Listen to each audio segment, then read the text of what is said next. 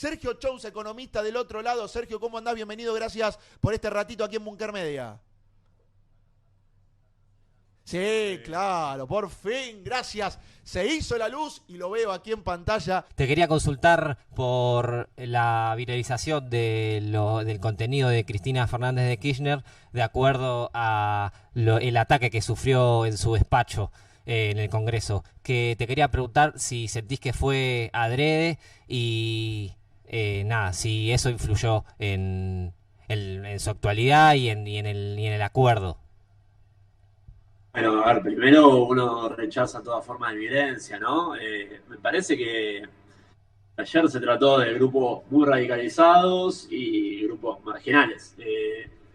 No era una masividad, si bien la convocatoria de los partidos de izquierda fue masiva, fue multitudinaria, pero los que generaron disturbios era un grupúsculo muy reducido. Creo que debe ¿Estuvo tener todo cierto orquestado grado lo de ayer, Sergio? Bueno, se los veía con gomeras, ¿no? Yo no salgo con una gomera a la calle. Se dice que había personas que incluso fueron con masas en la mochila para romper los pisos y de ahí sacar los cascotes. Hasta que había algunos, bueno, justamente la palabra búnker o sitios donde eran basurales donde estaban guardando todo este tipo de proyectil. Bueno, a ver, en Argentina, como en todo el mundo, existen grupos radicalizados, por izquierda y por derecha. Obvio. Yo creo, es una percepción, una valoración puramente propia, que los tenemos en mucha menor escala que otros países, donde, por ejemplo, en los países de Europa Central, la extrema derecha, que genera disturbios, que también confronta contra la policía, rompe, es mucho más voluminosa, genera problemas de seguridad y orden público, en serio, reales. Acá me parece que la expresión es mucho más marginal y focalizada en algún momento álgido como el día de ayer. Bueno, fue poco feliz ese momento, yo desconozco sobre seguridad, si el operativo se podría haber organizado de forma mejor. Pero bueno, más allá de la anécdota de que se rompió una ventana, que justo fue la ventana de la vicepresidenta, me parece que en unos días nos vamos a olvidar, ¿no? De esto, no, más que la anécdota no va a quedar. Alguien dijo que todo pasa y tiene razón, me parece.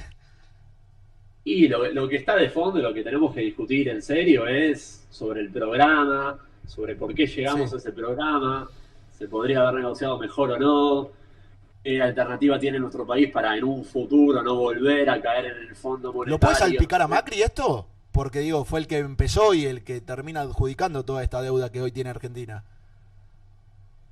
Bueno, yo en lo personal, creo que ustedes me conocen, tengo un sesgo ideológico bien marcado. Yo creo que la irresponsabilidad de haber vuelto al Fondo Monetario fue una decisión política enteramente tomada por la administración anterior.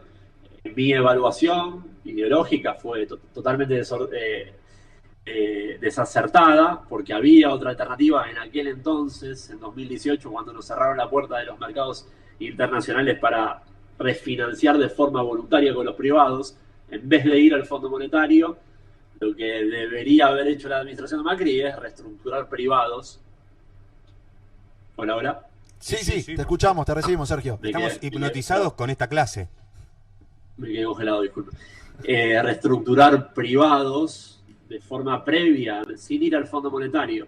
Reestructurar privados es lo que después igualmente se tuvo que hacer igualmente, porque también estaba defaulteada la deuda con los privados.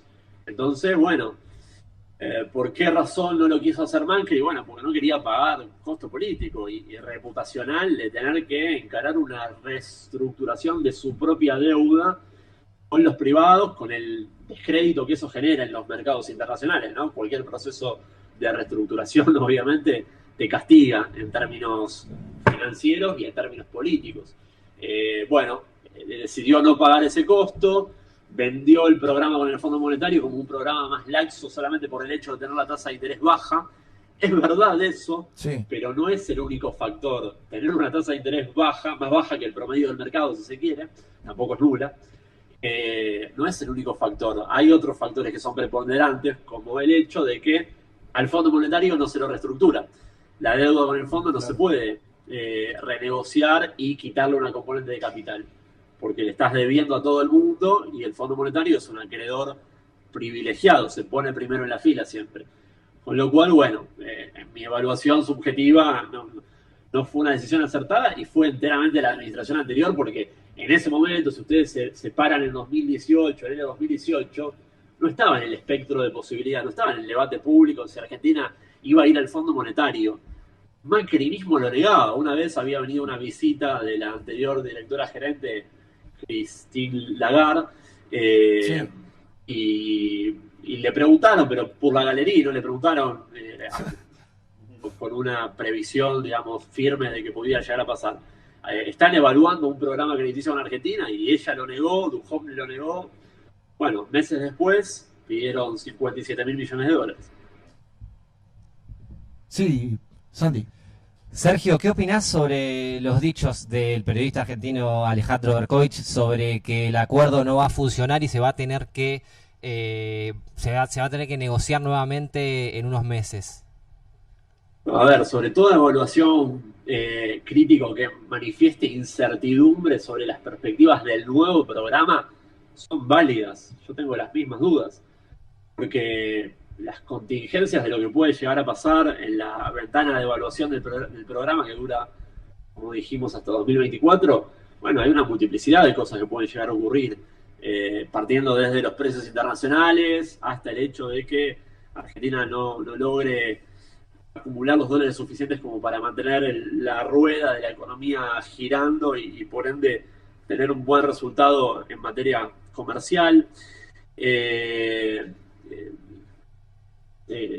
Después, bueno, pueden surgir crisis vinculadas a número inflacionario. Tenemos una inflación, no hace falta ni explicarlo, ¿no? Totalmente desordenada, cada año un pasito más arriba, ¿no? Estabilizados en un proceso alcista que ya viene de más de una década, y eso puede generar también tensiones internas.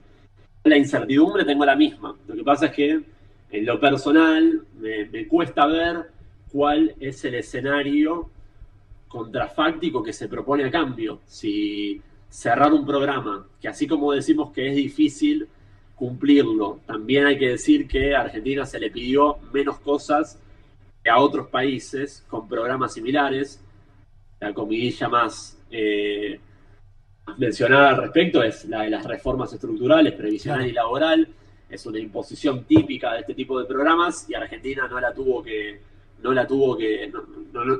nos la exigieron, no la tuvo que especificar. Me cuesta ver el contrafáctico de cuál es la propuesta en contrario. Y si la propuesta es ir al default, yo creo que eso hubiera generado un mayor sufrimiento para el pueblo argentino. Estoy convencido de eso. Desde el corto plazo hasta el largo, pero en el corto plazo, la baja que se está dando en los dólares paralelos no se hubiera dado. El dólar hubiera pegado un salto nuevo. Sergio, ¿puede tener repercusión, y más teniendo en cuenta lo que van a hacer las próximas 2 semanas de cara a ver si se termina de aprobar o no en el Senado lo que fue la votación en contra negativa de Máximo Kirchner, de acuerdo a lo que había, bueno, obviamente bajado la línea del gobierno, con lo que conlleva esto después de la separación, dejar su puesto en el frente? ¿Cómo se puede observar todo esto? ¿Era previsible lo de Máximo? Parados muchos meses atrás, fines del año pasado, no, era totalmente impensado. Y bueno, ya en el mes de enero, cuando va a trascender cierto malestar al interior del frente político, bueno, se hizo un poco más evidente. Pero, mira, a ver, yo creo que matices es normal que existan en una coalición de gobierno que es muy difícil articularla. Macri no pudo, de hecho. Hizo una coalición electoral, pero después gobernaba el PRO. Así que la expresión de matices me parece normal. Sí me parece que es disfuncional la manera en la cual se sacan a la luz, se terminan expresando esos matices desordenadamente, a veces con más cuestiones que parecen vedetismo, parecen cuestiones de tirrias entre dirigentes que por grandes diferencias políticas de fondo. Yo no creo que haya grandes diferencias políticas de fondo en todas las expresiones del Frente de Todos, ni de las más, entre comillas, izquierda hasta las más no sé si hay derecha dentro del Frente de Todos, pero las más de peronismo tradicional, me parece que son matices, no son grandes diferencias de fondo. Y me parece que falta eso, falta un ámbito institucional donde se puedan zanjar esas diferencias, llegar a una síntesis, llegar a un punto de definición en el cual todas las partes se sienten integradas, no se sienten excluidas, se sienten partícipes, y avanzar en ese sentido. Esa instancia me parece que hoy no existe, está un poco erosionado el diálogo político al interior del frente de gobierno, y eso genera después un montón de inconsistencias, un montón de problemas que se expresan de manera disfuncional como los de las últimas semanas, ¿no? Una breve consulta que creo que a cualquier argentino le interesaría saber. En estas últimas horas vimos una baja de todos los dólares oficiales salvo el blue, y vimos también una superpoblación en calle Florida de personas haciendo puré. ¿Vos creés que esta pequeña baja va a generar también una modificación a nivel precios, principalmente en alimentos? Bueno, primero es importante que descomprima un poco, ¿no?, la cotización de los dólares alternativos. Sí. Digo, además hay que mirarlos contra la inflación, porque uno siempre tiene mucho la tentación a ver los números de Pizarra, lo que puede comprar y vender en el mercado, pero no hay que olvidar que tenemos 4% de inflación mensual. Pensemos sobre un dólar hipotético de 200, si en un mes al 4% no aumenta a 8 pesos, quiere decir que se está apreciando, digamos, se está aumentando menos que la inflación. Lo cual, recordemos eso también que es importante. Dicho esto, el impacto sobre precios no lo veo, porque los precios son muy inflexibles a la baja. Rebotan muy rápido cuando el dólar sube, por efecto de cobertura, suelen haber remarcaciones de precios, traslado de precios de eventuales subas, aunque sean en los canales paralelos, pero después es inelástico, como decimos en economía, responde, no responde, hacia la baja. Así que no lo veo. A lo sumo puede llegar a moderar la velocidad de crecimiento de los precios. Lo que pasa es que el problema que tenés hoy es que la dinámica de precios está principalmente asignada por los precios internacionales, por este fenómeno alcista de inflación mundial. Entonces, lo que hoy te contagia en el plano interno, en esta inflación tan grande, tan alta, es que la semana pasada el trigo aumentó 20%. Claro. Y el trigo, bueno, es una referencia para todos los alimentos a nivel interno, ¿no? Y tengo que hacerte una consulta. Yo la verdad que soy muy fanático tuyo en Twitter, te leo constantemente, y también soy muy fanático de tus cruces con el traductor, que será una figura que ya conoces bastante. Y hay algo que a mí me está llamando mucho la atención, también viendo en tu Twitter, y es que personas que parecen o son extremadamente afines al gobierno actual están en una puja total, están en una actitud combativa entre sí.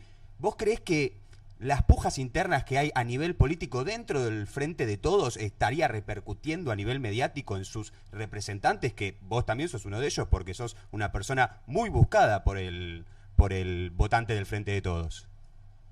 Y un poco siempre que en el plano de la macropolítica se expresan tensiones que se resuelven de manera disfuncional, me parece que aguas abajo, bueno, termina confundiendo y angustiando a parte de la militancia silvestre, con las expresiones en las redes. Que justo silvestre, es polémico decir ahí la militancia silvestre. ¿Por qué? No, porque hoy también hubo una pequeña pica con Navarro y Silvestre, entonces quedó muy linda la palabra. No la vi esa. No, lo que quiero decir es que, a ver, si hace 20 años posiblemente no tendríamos tan a flor de piel la propagación directa de alguna tensión en la cúspide de la política sobre las expresiones de la militancia o de la ciudadanía en general, porque no todos se autoperciben militantes. Hoy me parece que con la emergencia de las redes, ¿no?, con el factor de que todos tenemos la novedad segundo a segundo en el celular, bueno, todo se transmite y se propaga más rápido. Me preocupa. De nuevo, me parece que ahí hay falta de criterio. No quiero aceptar culpables porque no sé quiénes son los culpables, ni si hay un solo culpable o todos tienen una cuota de responsabilidad. pero me parece que la dirigencia, los que son dirigentes políticos deberían recapacitar, sentarse, encerrarse en una sala, zanjar todas las diferencias y, bueno, con este capítulo cerrado, que es un capítulo muy traumático para la historia argentina, dar vuelta a la página y emprender el año y medio que queda de gestión de la mejor manera, ¿no? Porque, no sé, te pongo el ejemplo, no quiero ser autorreferencial, pero como lo monitoreo mucho en las redes, me gusta el ejemplo. Ayer a mí me decían, vos sos un militante, no, a vos te paga la reta. Bueno, entonces, y esto me lo dijo un kirchnerista. Entonces esas cosas te das cuenta que, bueno, es parte de la confusión y de la angustia que tiene parte de la gente que tiene una sensibilidad cercana al oficialismo, que viene del peronismo, que viene de la izquierda popular, que viene de, no sé, del progresismo, y hoy en día se siente con aguas partidas por esta situación. Sergio, ¿cómo ves una reelección de Alberto Fernández? No sé, la verdad que no sé, no me quiero definir al respecto porque lo personal yo tengo bien clara mi antagonismo y mi contradicción primaria. Mi contradicción primaria es con el liberalismo, con la derecha. Entonces, dentro del espectro de un frente nacional, los nombres me son muy indistintos. Pero en serio, y en extremo, me son indistintos los nombres.